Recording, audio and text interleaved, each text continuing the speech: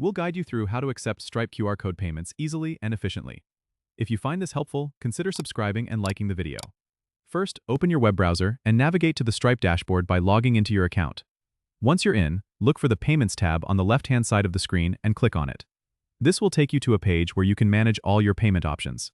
Next, you'll want to create a new payment link.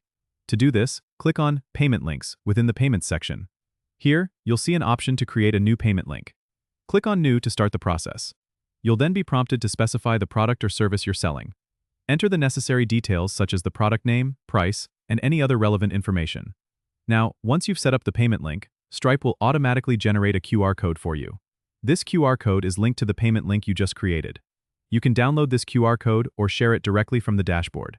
To accept payments, simply display the QR code to your customers. They can scan it using their mobile device, which will direct them to the payment page where they can complete their purchase. This is a fantastic way to streamline payments, especially in physical locations or events. Make sure to test the QR code yourself to ensure it's working perfectly before using it with customers. Don't forget to subscribe and comment if this helped you out.